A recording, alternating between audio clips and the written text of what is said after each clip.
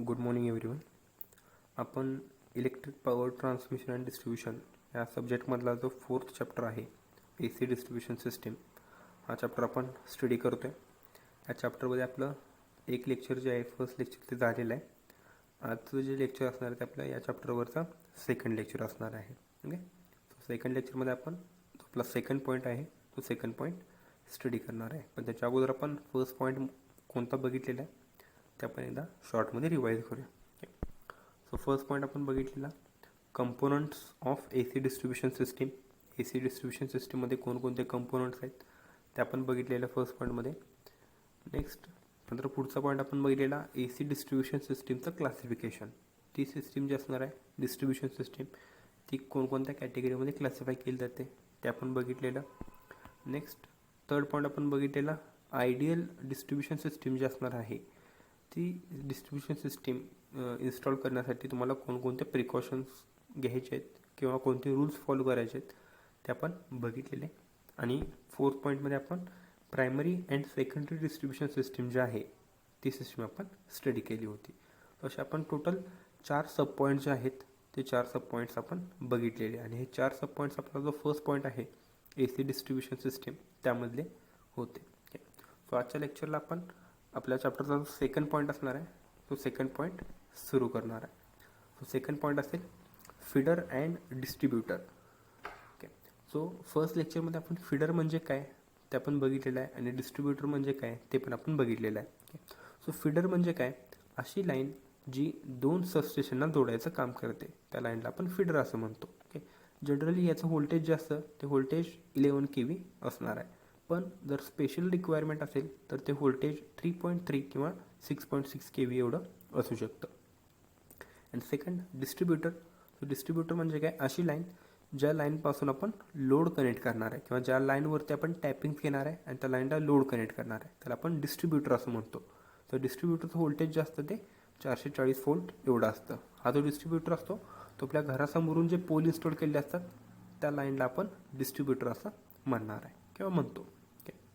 तर आता second point जो आहे फीडर अँड डिस्ट्रीब्युटर, त्यामध्ये आपण एकच पॉईंट स्टडी करणार आहे.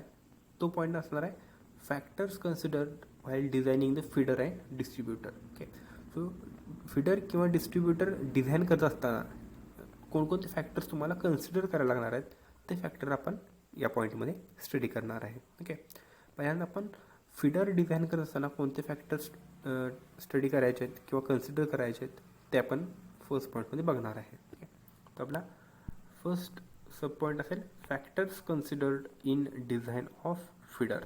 फीडर डिझाईन करत असताना कन्सिडर केले जाणारे फॅक्टर. त्यामध्ये फर्स्ट फॅक्टर असेल current carrying capacity of conductor. जो कंडक्टर तुम्ही फीडरवरती यूज करणार आहे किंवा फीडरसाठी यूज करणार आहे त्या कंडक्टरची करंट कॅरिंग कॅपॅसिटी तुम्हाला कन्सिडर करावी लागेल. ओके, त्यामध्ये first point conductor should have high current carrying capacity. So तुम्हाला असा कंडक्टर यूज करायचा आहे ज्याची करंट कॅरिंग कॅपॅसिटी जी असणार आहे ती जास्त असली पाहिजे. ओके, सो जनरली ॲल्युमिनियमचा जो कंडक्टर असणार आहे AC कंडक्टर किंवा ACSR कंडक्टर, हे जे कंडक्टर असतात हे कंडक्टर फीडरसाठी यूज केले जातात कारण त्यांची करंट कॅरिंग कॅपॅसिटी जास्त असते. The next second point voltage drop in the line is not so important. Okay, so feeder design करत असताना त्या ठिकाणी लाईनमध्ये होणारा व्होल्टेज ड्रॉप जो असतो त्याच्यावरती एवढं लक्ष दिलं जात नाही. कारण त्याचं रिझन काय असतं, कारण फीडरचं जे व्होल्टेज असतं ॲज कम्पेअर टू डिस्ट्रीब्युटर जास्त असतं. फीडरचं व्होल्टेज असतं 11 kV आणि डिस्ट्रीब्युटरचं व्होल्टेज असतं 440 व्होल्ट्स. ओके, म्हणजे फीडरचं व्होल्टेज आहे ते जास्त आहे आणि फीडरचं व्होल्टेज जास्त असल्यामुळे त्या ठिकाणी फीडरमधून फ्लो होणारा करंट जो आहे त्या करंटची मॅग्निट्यूड कमी असते आणि करंटची मॅग्निट्यूड कमी झाली की ऑटोमॅटिकली व्होल्टेज ड्रॉप किंवा होणारे लॉसेस जे असतात ते कमी होतात. म्हणजेच काय, तर फीडरमध्ये व्होल्टेज ड्रॉप कमी होतो किंवा फीडरमध्ये लॉसेस कमी असतात. त्यामुळं फीडर डिझाईन करत असताना व्होल्टेज ड्रॉपवरती जास्त विचार केला जात नाही. ओके, त्याला तेवढं इम्पॉर्टन्स दिला जात नाही. द नेक्स्ट थर्ड असेल voltage drop in the feeder is adjusted by voltage regulator. जरी फीडरमध्ये व्होल्टेज ड्रॉप होत असेल तर तो व्होल्टेज ड्रॉप व्होल्टेज रेग्युलेटरच्या मदतीने भरून काढला जातो. ओके, सो फीडर डिझाईन करत असताना पहिल्यांदा तुम्हाला त्या फीडरसाठी जो कंडक्टर यूज करणार आहे त्या कंडक्टरची करंट कॅरिंग कॅपॅसिटी कन्सिडर करावी लागणार आहे. सो असेल आपला first factor. Next second factor असेल नीड. ओके, त्यामध्ये depending upon application the design of distribution system is selected. म्हणजे कोणत्या ठिकाणी कोणत्या ॲप्लिकेशनसाठी तुम्ही ते डिस्ट्रीब्युशन सिस्टीम इन्स्टॉल करणार आहे, इरेक्ट करणार आहे, त्या ॲप्लिकेशननुसार त्या डिस्ट्रीब्युशन सिस्टीमचं डिझाईन जे असणार आहे ते डिझाईन सिलेक्ट केलं जाणार आहे. Okay, next whenever the continuity of supply is important design of system is changed. म्हणजे ज्या ठिकाणी सप्लायची कंटिन्युटी आपल्याला मेंटेन करावी लागणार आहे किंवा ज्या ठिकाणी सप्लाय हा नेहमी सुरू असला पाहिजे त्या ठिकाणी वेगळ्या टाईपची डिस्ट्रीब्युशन सिस्टीम जी असते ती सिस्टीम इन्स्टॉल केली जाते. ओके ओके, नीड म्हणजे आपण कोणत्या ॲप्लिकेशनसाठी कोणत्या ठिकाणी आपण डिस्ट्रीब्युशन सिस्टीम इन्स्टॉल करतो आहे ह्याच्यानुसार कोणती सिस्टीम इन्स्टॉल करायची हे ठरवलं जाणार आहे. ओके, फॉर एक्झाम्पल त्यामध्ये फर्स्ट असेल radial system for rural area. म्हणजे जर ग्रामीण भागामध्ये तुम्ही जर डिस्ट्रीब्युशन सिस्टीम इन्स्टॉल करणार असाल तर त्या ठिकाणी रॅडियल टाईपचं जे कनेक्शन आहे किंवा रॅडियल टाईपचं जे डिझाईन आहे ते डिझाईन यूज केलं जातं. नेक्स्ट, जर तुम्ही अर्बन एरियाजमध्ये डिस्ट्रीब्युशन सिस्टीम इन्स्टॉल करणार असाल, ओके, त्यामध्ये रिंग मेन सिस्टीम जी असते ती रिंग मेन सिस्टीम यूज केली जाते किंवा रिंग मेन टाईपचं कनेक्शन त्या ठिकाणी यूज केलं जातं. आणि फॉर सिटी एरियाज ज्या ठिकाणी लाईटची कंटिन्युटी किंवा सप्लाय कंटिन्युटी असणं खूप इम्पॉर्टंट आहे त्या ठिकाणी इंटरकनेक्टेड सिस्टीम यूज केली जाते. ओके, त्याला आपण ग्रिड सिस्टीम असंही म्हणतो. ओके, सो आपण कोणत्या ठिकाणी डिस्ट्रीब्युशन सिस्टीम इन्स्टॉल करतो ह्यानुसार कोणती सिस्टीम यूज करायची हे डिसाईड केलं जाणार आहे. ग्रामीण भागासाठी रॅडियल सिस्टीम, अर्बन निम शहरी भागांसाठी रिंग मेन सिस्टीम यूज केली जाणार आहे आणि सिटी एरियाजमध्ये इंटरकनेक्टेड सिस्टीम यूज केली जाणार आहे. कारण सिटी एरियामध्ये सप्लाय कंटिन्युटी मेंटेन ठेवणं हा मोठा टास्क असणार आहे, चॅलेंजिंग टास्क असणार आहे. हा असणार आहे सेकंड पॉईंट नीड. थर्ड असेल अवेबिलिटी ऑफ पॉवर. त्यामध्ये it should be available when ever needed. म्हणजे ज्या वेळेला गरज असेल त्यावेळेला त्या ठिकाणी पॉवर जी असणार आहे ती अवेलेबल असली पाहिजे फीडर डिझाईन करत असताना. And last one maintenance. Okay, so कोणताही पार्ट डिझाईन करत असताना त्या पार्टचा मेंटेनन्स हा एक इम्पॉर्टंट पार्ट आहे. ओके, त्यामध्ये मेंटेनन्समध्ये it should be low, less costly and easy. Okay, so feeder design करत असताना अशा प्रकारे डिझाईन करायचं आहे की त्या फीडरचा मेंटेनन्स जो आहे तो कमीत कमी आला पाहिजे. ओके, किंवा जरी मेंटेनन्स करावं लागला तर त्याची कॉस्ट कमी आली पाहिजे किंवा मेंटेनन्स करणं इझी असलं पाहिजे. ओके, सो फीडर डिझाईन करत असताना त्याचा मेंटेनन्स कमीत कमी यावा किंवा मेंटेनन्स जरी आला तर ते मेंटेनन्सची कॉस्ट कमीत कमी यावी किंवा तो मेंटेनन्स जो आहे तो इझिली करता यावा यासाठी तो फीडर जो असणार आहे तो डिझाईन केला जाणार आहे. सो असे 4 फॅक्टर्स आहेत ज्या 4 फॅक्टर्सचा विचार करून एका ठराविक एरियामध्ये फीडर इन्स्टॉल करण्यासाठी किंवा फीडर जो आहे तो इरेक्ट करण्यासाठी त्याचं डिझाईन फायनल केलं जातं. ओके, सो त्यामध्ये फर्स्ट असणार आहे म्हणजे फीडर डिझाईन करत असताना त्या फीडरसाठी यूज केली जाणाऱ्या कंडक्टरची करंट कॅरिंग कपॅसिटी तुम्हाला कन्सिडर करायची आहे.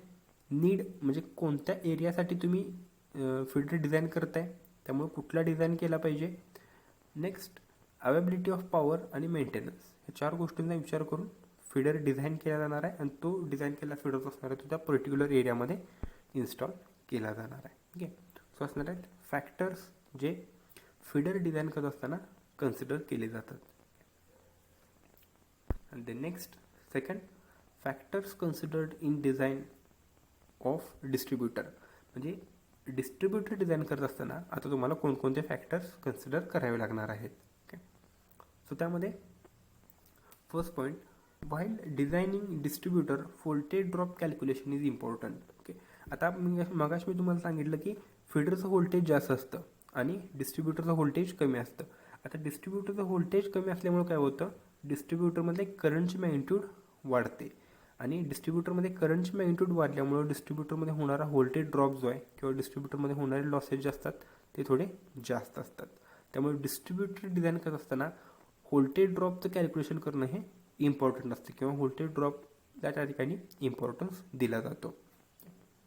Then next voltage drop in distribution system should be limited within ±6%. Okay, distribution सिस्टीममध्ये होणारा जो व्होल्टेज ड्रॉप आहे तो ±5 ते 6% टॉलरेट केला जाऊ शकतो. मगाशी मी तुम्हाला सांगितलेलं की जर डिस्ट्रीब्युटरचं व्होल्टेज म्हणजे सिंगल फेजमध्ये 230 व्होल्ट असेल तर ते व्होल्टेज 218 ते 241 मध्ये असलं तरी ते टॉलरेट केलं जाऊ शकतं. म्हणजे ±5 to 6% जो ड्रॉप आहे तो अवॉइड अलाव केला जाऊ शकतो. The next third one, layout should be simple in design. म्हणजे डिस्ट्रीब्युटर डिझाईन करत असताना अशा प्रकारे डिझाईन करायचा तर लेआउट जो आहे तो सिम्पल असला पाहिजे. Next, it should have less initial cost. म्हणजे तो डिस्ट्रीब्युटर इन्स्टॉल करत असताना इरेक्ट करत असताना त्याची कॉस्ट जी असणार आहे ती कमीत कमी असली पाहिजे. ओके, डिस्ट्रीब्युटर म्हणजे काय तर तुमच्या घरासमोरून ज्या 4 लाईन्स जात आहेत 3 फेज 4 वायर सिस्टीम त्याला आपण डिस्ट्रीब्युटर असं म्हणतोय. तुमच्या घरासमोरून जे पोल उभा करून त्याच्यावरून ज्या 4 लाईन गेलेल्या आहेत त्या 4 लाईनला आपण डिस्ट्रीब्युटर असं म्हणतोय. मी तुम्हाला आणखी एकदा रिवाईज केलेलं आहे इथं. Next, for safety purpose proper clearance should be maintain. Okay, personal सेफ्टीसाठी त्या ठिकाणी त्या कंडक्टरच्या मध्ये किंवा ग्राउंड आणि कंडक्टरच्या मध्ये जो क्लिअरन्स असतो तो क्लिअरन्स मेंटेन केला जातो, ज्याला आपण ग्राउंड क्लिअरन्स म्हणतो. आणि कोणत्या कंडक्टरसाठी किती असावा हे पण आपण अगोदर बघितलेलं आहे. Okay, the next last one, power should be available to the consumer whenever needed. So distributor design करताना हे जे 6 पॉईंट्स आहेत हे 6 पॉईंट्स तुम्हाला कन्सिडर करावे लागणार आहेत. फर्स्ट पॉईंट आपण बघितला की कुठलाही डिस्ट्रीब्युटर डिझाईन करायच्या अगोदर त्या ठिकाणी होणारे व्होल्टेज ड्रॉप किती आहे ते तुम्हाला कॅल्क्युलेट करावं लागणार आहे. नेक्स्ट, व्होल्टेज ड्रॉपमध्ये ±6%चा जो टॉलरन्स आहे तो अलाव केला जाणार आहे. नेक्स्ट, डिस्ट्रीब्युटर डिझाईन करत असताना त्याचं डिझाईन जे असणार आहे ते सिम्पल असलं पाहिजे. त्या डिस्ट्रीब्युटरची इरेक्शनची इन्स्टॉलेशनची कॉस्ट असणार आहे ती कमीत कमी असली पाहिजे. त्या डिस्ट्रीब्युशनमध्ये सेफली ऑपरेशन करता यावं किंवा त्या डिस्ट्रीब्युशनमध्ये सेफ्टी मेंटेन करता यावी किंवा मेंटेन करावी ह्यासाठी काय केलं जातं तर त्या ठिकाणी प्रॉपर क्लिअरन्स जे आहेत सेफ्टी क्लिअरन्स ग्राउंड क्लिअरन्स ते त्या ठिकाणी मेंटेन केला जातो. ग्राउंड क्लिअरन्स म्हणजे काय तर जमीन आणि तो जो कंडक्टर आहे त्या हा कंडक्टर आहे आणि जमीन आहे ह्याच्यामधला जो डिस्टन्स असणार त्याला आपण ग्राउंड क्लिअरन्स म्हणणार आहे. तो ground clearance as per standard value प्रमाणे तो असला पाहिजे. आणि ज्या वेळेला कन्झ्युमरला गरज असेल त्यावेळी त्या डिस्ट्रीब्युटरमधून आपल्याला पॉवरची असणार आहे ती अप्लाय करता आली पाहिजे. असे जे 6 फॅक्टर्स आहेत हे 6 फॅक्टर्स डिस्ट्रीब्युटर डिझाईन करत असताना कन्सिडर केले जाणार आहे. ओके, सो असेल आपला सेकंड पॉईंट ज्याच्यामध्ये आपण फीडर आणि डिस्ट्रीब्युटर हे 2 कंपोनंट्स डिझाईन करत असताना कोणकोणते फॅक्टर्स कन्सिडर करायचे आहेत ते फॅक्टर्स आपण याच्यामध्ये बघितलेले आहेत. ओके, सो एक्झाममध्ये ह्याच्यावरती एक्झाममध्ये क्वेश्चन विचारला जाऊ शकतो की फीडर डिझाईन करत असताना कोणकोणते फॅक्टर कन्सिडर केले जातात किंवा डिस्ट्रीब्युटर डिझाईन करत असताना कोणकोणते फॅक्टर कन्सिडर केले जातात. सो हे जे पॉईंट्स आहेत ते तुम्हाला एक्झाममध्ये लिहिता आले पाहिजेत. ओके, सो हा होता आपला सेकंड पॉईंट 4th चॅप्टरमधला. त्यानंतर आपण पुढचा पॉईंट बघणार आहे. आपल्या चॅप्टरमधला 3rd पॉईंट असणार आहे तो असेल types of different distribution schemes.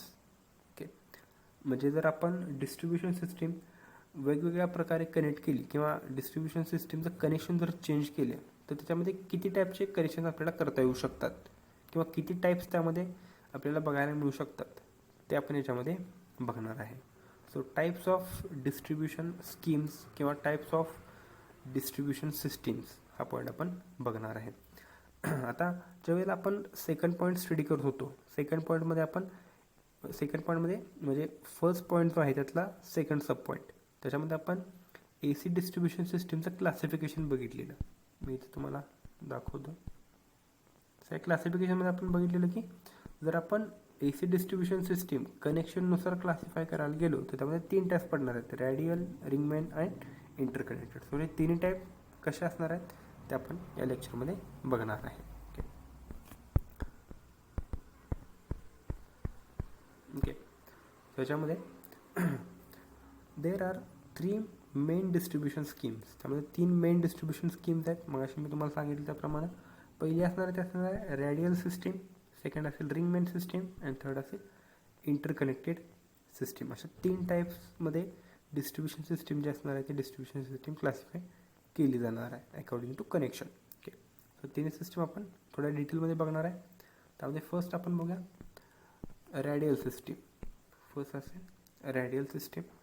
त्यामध्ये below figure shows diagram of radial system. या फिगरमध्ये तुम्हाला रॅडियल सिस्टीमची जी डायग्रॅम आहे तीच डायग्रॅम बघायला मिळू शकते. आता रॅडियल सिस्टीम कशी आहे तर या ठिकाणी बघा, या ठिकाणी एक सबस्टेशन आहे.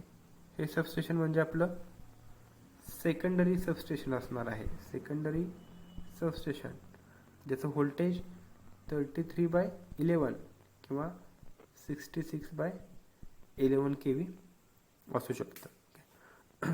हे सबस्टेशन आहे. या सबस्टेशनपासून हे जे फीडर्स आहेत ते फीडर्स बाहेर गेलेले आहेत. इथे एक फीडर आहे, इकडे एक फीडर आहे आणि इकडे एक फीडर आहे. आता हे जे फीडर असणार आहेत हे फीडर 11 kVचे असणार आहेत. ओके, सो हा 11 kVचा फीडर आहे. हा फीडर आपण कशाला कनेक्ट करतो तर हा 11 kVचा फीडर जो असणार आहे तो आपल्या डिस्ट्रीब्युशन सबस्टेशनला येऊन कनेक्ट होतो. डिस्ट्रीब्युशन सबस्टेशन म्हणजे DP, त्याला आपण पोल माउंटेड सबस्टेशन म्हणतो.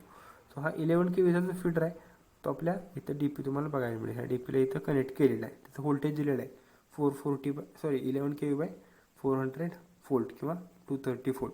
सो या ठिकाणी हा जो ट्रान्सफॉर्मर इथे दाखवलेला आहे हा ट्रान्सफॉर्मर म्हणजेच आपला डिस्ट्रीब्युशन सबस्टेशन आहे. त्याला आपण DP किंवा पोल माउंटेड सबस्टेशन असं म्हणतो. हा 11 kVचा फीडर असणार आहे. त्याच्यावरती हा डिस्ट्रीब्युशन सबस्टेशन कनेक्ट केलेला आहे आणि त्या डिस्ट्रीब्युशन सबस्टेशन जो असणार आहे तो काय करतोय, येणाऱ्या 11 kVचा 440 volt किंवा 230 volt मध्ये कन्व्हर्जन करतोय. सो हा 230 voltची ही जी लाईन असणार आहे ही तुम्हाला बघायला मिळेल. याची वरती घेतलेली ही जी लाईन असणार आहे ह्या लाईनला आपण म्हणणार आहे डिस्ट्रीब्युटर. ही लाईन काय करते, दिलेलं आहे. ही लाईन काय करते तर सप्लाय जो असणार आहे तो सप्लाय डिस्ट्रीब्यूट करणार आहे.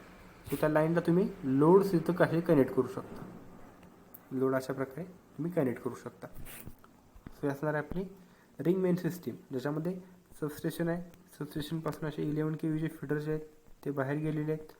त्या 11 kVच्या फीडरला हा इथे एक DP कनेक्ट केलेला आहे किंवा पोल माउंटेड सबस्टेशन कनेक्ट केलेला आहे. तो पोल माउंटेड सबस्टेशन काय करतोय तर 11 kVचा 400 voltमध्ये कन्व्हर्जन करतोय. आणि ती 400 kVची जी लाईन असणार 400 voltची जी लाईन असणार आहे ती तुमच्या घरासमोरून पोलवरून रन केली जाणार आहे.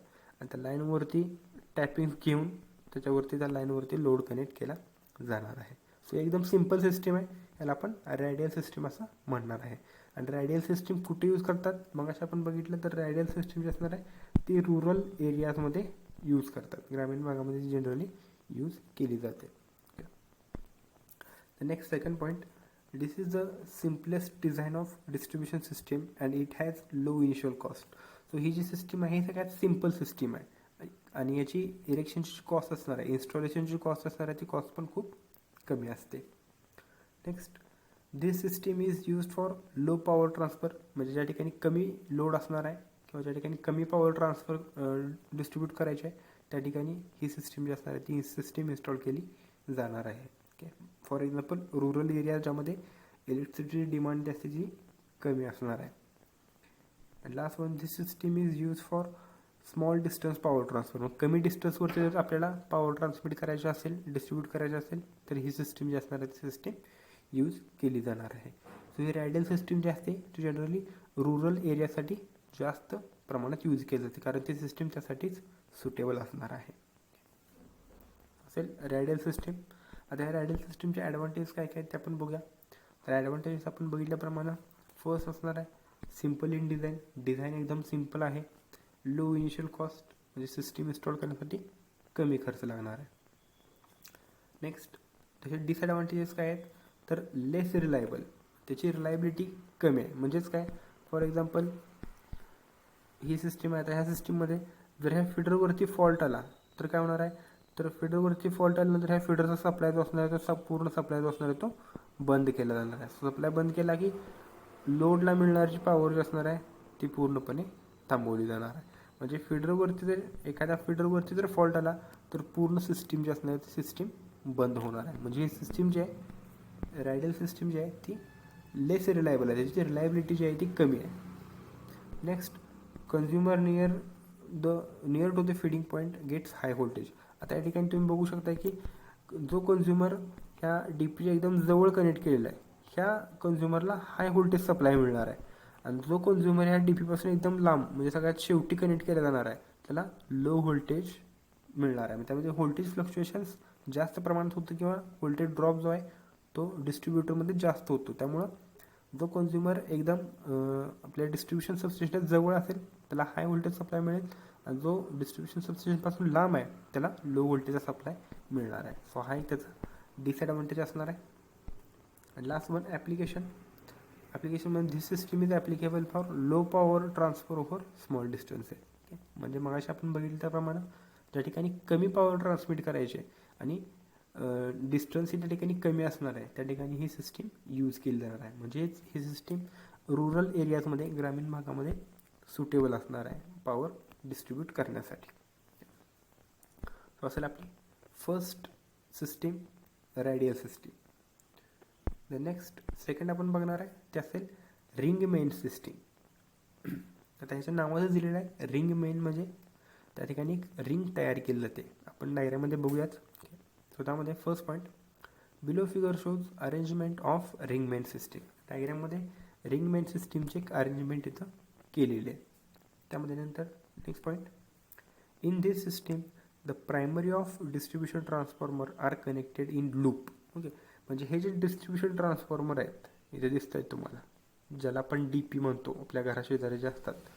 ह्या डिस्ट्रीब्युशन सिस्टीमची जी प्रायमरी साईड असणार आहे इथे तुम्हाला बघायला मिळेल ही प्रायमरी साईड आहे, ही प्रायमरी साईड आहे आणि ही प्रायमरी साईड आहे. ओके, सो ही प्रायमरी साईड जी असणार आहे ही प्रायमरी साईड एका लूपमध्ये म्हणजे एका सर्कलमध्ये अशी कनेक्ट केलेली आहे, एका लूपमध्ये कनेक्ट केलेलं आहे आणि त्या लूपमध्ये किंवा एका रिंगमध्ये कनेक्ट केलेलं आहे आणि हे टोटल स्ट्रक्चर जे आहे लेआउट जे आहे तो रिंगसारखा दिसणार आहे. त्यामुळे त्याला आपण रिंग मेन सिस्टीम असं म्हणलेलं आहे. ओके, त्यामध्ये first point in this system primary of distribution transformer are connected in loop. तुम्हाला बघायला मिळेल तिन्ही ट्रान्सफॉर्मरची प्रायमरी एका लूपमध्ये कनेक्ट केलेली आहे. Next point this arrangement is shown in figure where feeder SMOQS forms a complete ring. Okay, so इथे डायग्राममध्ये तुम्ही बघू शकता SMOQ आणि S हे 4 पॉईंट्स एकमेकांना कनेक्ट केल्यामुळे एक इथं रिंग तयार झालेली आहे. ओके, त्यामुळे याला रिंग मेन सिस्टीम असं म्हणणार आहे. Next third point the distributor are connected at point S, M, O and Q. त्याच्यामध्ये तुम्ही बघू शकता हे जे डिस्ट्रीब्युटर्स आहेत हे कुठं कुठं कनेक्ट केलेले आहेत. त्यामध्ये आता इथं एसमध्ये नसणार आहे कारण एससाठी आपला सबस्टेशन कनेक्ट केलेला आहे. डिस्ट्रीब्युटर जो असणार आहे तो M ह्या पॉईंटपासून आहे, O या पॉईंटपासून आहे आणि Q या पॉईंटपासून कनेक्ट केलेलं आहे. म्हणजे 3 डिस्ट्रीब्युटर्स आहेत. Next in case of fault on any feeder the supply to the distributor will not be interrupted. आता ह्या रिंग मेन सिस्टीमचा ॲडव्हान्टेज काय असणार आहे जर एखाद्या फिडरवरती फॉल्ट आला तर काय केलं फक्त सप्लाय जो आहे तो सप्लाय आपण कंटिन्युअसली सप्लाय करू शकतो. फक्त सप्लाय जो असणार थोडासा फिरवून दिला जाणार आहे. ओके, फॉर एक्झाम्पल इथे एक्झाम्पल दिलेलं आहे. For example fault on feeder SM will not interrupt the supply of distributor connected two point M. Okay, म्हणजेच काय हे तुम्ही बघू शकताय हा एक सबस्टेशन आहे. ह्या सबस्टेशनपासून जी येणारी लाईन आहे ती प्रत्येकाला कनेक्ट केली आहे, अशी रिंगमध्ये कनेक्ट केलं आहे प्रत्येक डिस्ट्रीब्युशन सिस्टीमला. आता ह्या केसमध्ये जर ह्या फिडरवरती फॉल्ट आला म्हणजे इथला फिडर जो आहे याचा कंडक्टर वगैरे कट झाला तर काय होणार आहे इथला कंडक्टर जरी कट झाला तरी सप्लाय जो असणार आहे तो या डायरेक्शनने इथून असा सप्लाय केला जाणार आहे. म्हणजे ह्या Q ह्या ठिकाणी कनेक्ट केलेल्या डिस्ट्रीब्युटरला सप्लाय मिळेल, O ह्या ठिकाणी कनेक्ट केलेल्या डिस्ट्रीब्युटरला सप्लाय मिळेल आणि सिमिलरली M ह्या ठिकाणी कनेक्ट केलेल्या डिस्ट्रीब्युटरला पण सप्लाय मिळणार आहे. म्हणजे जरी ही इथली लाईन जरी फॉल्टी झाली किंवा लाईनवरती जरी फॉल्ट आला तरी सप्लाय जो असणार आहे तुम्ही इकडून असा फिरवून देऊ शकता. म्हणजेच काय झालं तर फॉल्ट आल्यानंतरही सप्लाय जो आहे तो कंटिन्युअसली तुम्ही सप्लाय करू शकला. हा त्याचा ॲडव्हान्टेज मिळाला. कशामुळे मिळाला कारण या ठिकाणी तुम्ही जे डिस्ट्रीब्युशन ट्रान्सफॉर्मर्स आहेत DPs आहेत ह्या DPsची प्रायमरी वाइंडिंग एकमेकांना कनेक्ट करून एक रिंग तयार केली आहे. त्यामुळं जरी यातला एखादा सेक्शन फॉल्टी झाला तर सप्लाय जो आहे तो दुसरीकडून असा फिरवून दिला जाऊ शकतो. असं असणार आहे रिंग मेन सिस्टीम ज्याच्यामध्ये डिस्ट्रीब्युशन ट्रान्सफॉर्मर म्हणजे DP जे असतात त्या DPची प्रायमरी साईड जी असते ती एकमेकांना कनेक्ट करून रिंग तयार केली जाते. आता या सिस्टीमचे ॲडव्हान्टेज काय काय आहेत तर मग आज तुम्हाला सांगितलं मी त्याप्रमाणे इट ऑफर्स ग्रेटर रिलायबिलिटी, म्हणजे जरी फॉल्ट आला तरी सप्लाय तुम्ही कंटिन्युअसली सप्लाय करू शकता, म्हणजे रिलायबिलिटी त्याची चांगली आहे. Next, there is less voltage fluctuation at consumer side. आता सगळे कन्झ्युमर्स किंवा सगळे जे डिस्ट्रीब्युशन ट्रान्सफॉर्मर्स आहेत ते एकमेकांना कनेक्ट केलेत, त्यामुळे कन्झ्युमरच्या साईडला होणारं व्होल्टेज फ्लक्च्युएशन जे असणार आहे ते कमी होणार आहे.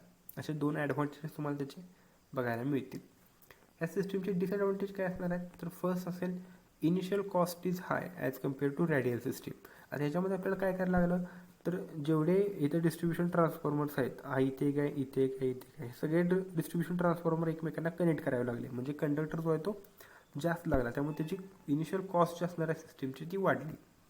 And second one, system design is complicated. Radial सिस्टीमचं डिझाईन कसं होतं, एकदम सिम्पल होतं. ह्याच्यामध्ये तुम्ही रिंग कनेक्ट केलेलं आहे, त्यामुळे सिस्टीम जी असणार आहे ती थोडी कॉम्प्लिकेटेड होणार आहे. ओके, सो इनिशियल कॉस्ट जास्त आहे आणि सिस्टीम थोडी कॉम्प्लिकेटेड होते, असे त्याचे 2 डिसएडव्हान्टेजेस आहेत. आणि लास्ट वन, ॲप्लिकेशन्स, म्हणजे सिस्टीम कुठे यूज केली जाणार आहे. This system is use to transfer bulk amount of power.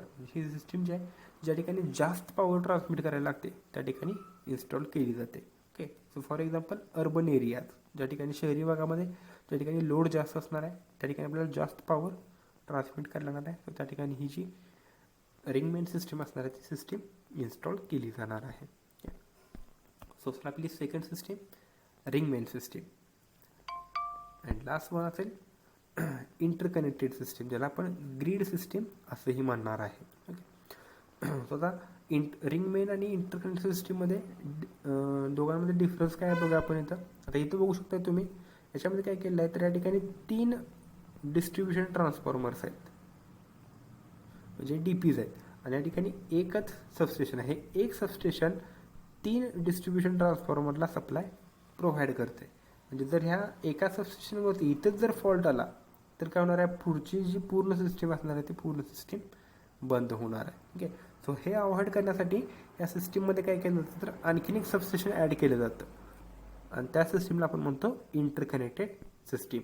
म्हणजे रिंग मेन सिस्टीमचंच मॉडिफिकेशन जे असणार आहे ते इंटरकनेक्टेड सिस्टीम असेल. आता इथे तुम्हाला बघायला मिळेल या ठिकाणी एक सबस्टेशन आहे आणि या ठिकाणी एक सबस्टेशन आहे, म्हणजे सबस्टेशन एक्स्ट्रा वाढवलेलं आहे. हे 2 सबस्टेशन मिळून 4 डिस्ट्रीब्युटर जे आहेत त्या 4 डिस्ट्रीब्युटरना सप्लाय प्रोव्हाइड करणार आहेत. ओके, सो त्यामध्ये first point, when the feeder ring is energized by 2 or more than 2 substations, then it is called as interconnected system. Okay, म्हणजे ज्या वेळेला 2 किंवा 2 पेक्षा जास्त सबस्टेशन्स हे रिंग मेन सिस्टीममध्ये ॲड केले जातात त्यावेळी त्या सिस्टीमला आपण इंटरकनेक्टेड सिस्टीम किंवा ग्रीड सिस्टीम असं म्हणणार आहे.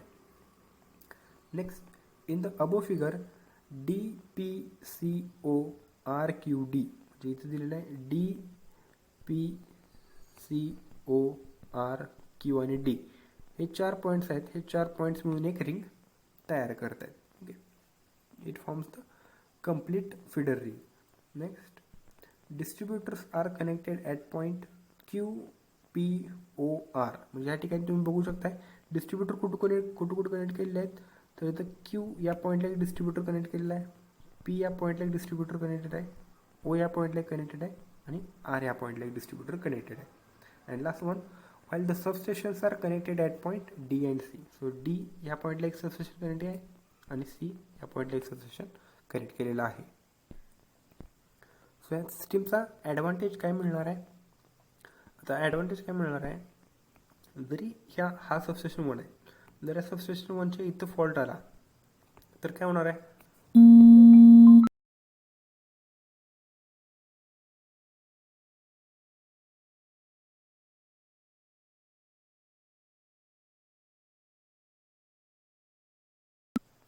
तर तिथं फॉल्ट आला तर काय होणार आहे, हे जे सेकंड सबस्टेशन असणार आहे, सबस्टेशन सेकंड, हे सेकंड सबस्टेशन ह्या कंप्लीट रिंगला सप्लाय प्रोव्हाइड करणार आहे. म्हणजे जरी एका सबस्टेशनवरती फॉल्ट आला तर त्यावेळेला दुसरं सबस्टेशन जे आहे ते दुसरं सबस्टेशन सप्लायची कंटिन्युटी मेंटेन करणार आहे.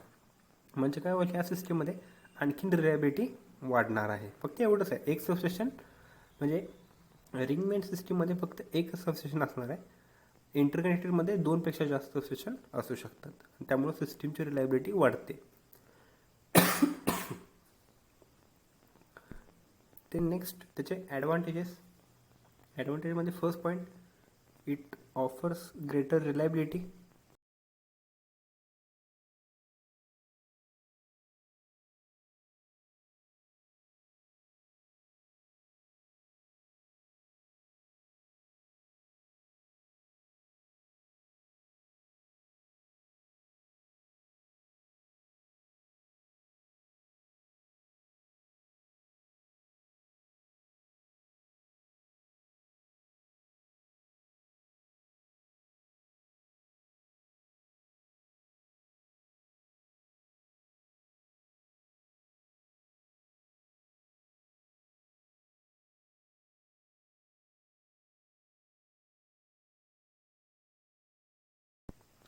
म्हणजे सिस्टीमची रिलायबिलिटी चांगली असेल.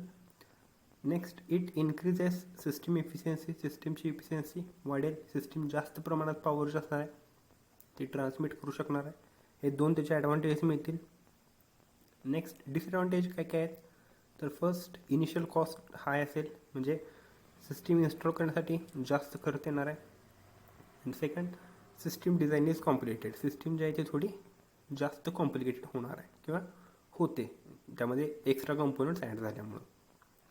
आणि ॲप्लिकेशन्स काय काय त्याचे, third point application, this system is use for bulk power transfer. म्हणजे ज्या ठिकाणी जास्त प्रमाणात पॉवर ट्रान्समिट करायचे आहे त्या ठिकाणी सिस्टीम यूज केली जाते, म्हणजे जनरली अर्बन एरियामध्ये. ओके, सो असणार आपली थर्ड सिस्टीम, इंटरकनेक्टेड सिस्टीम.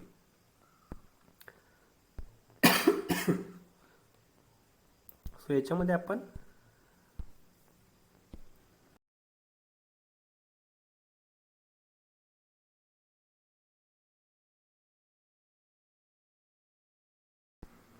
आपण तीन पॉईंट्स बघितलेले आहेत, radial system, ring main system and interconnected system.